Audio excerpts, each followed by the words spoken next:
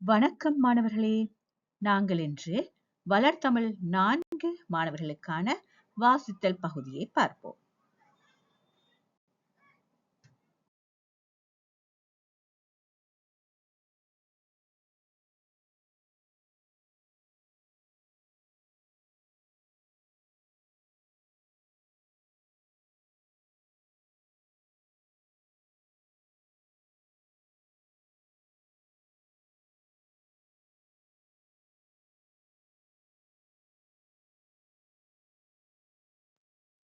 செண்பகம் முல்லை நிலத்திற்குரிய பறவையாகும்.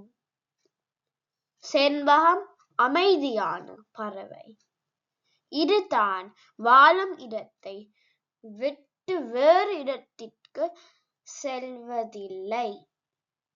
இப்பறவை யாருக்கும் எந்த தீங்கும் செய்வதில்லை.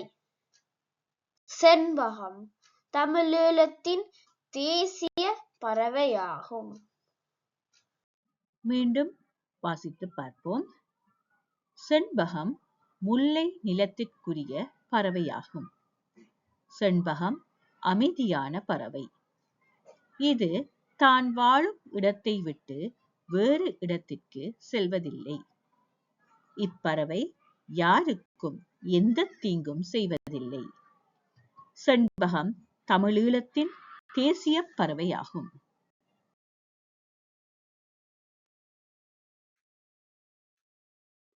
இதைப்போல் இன்னும் பல பாடங்களுடன் உங்களை சந்திக்கிறேன். அதுவரை நன்றி, வணக்கம்.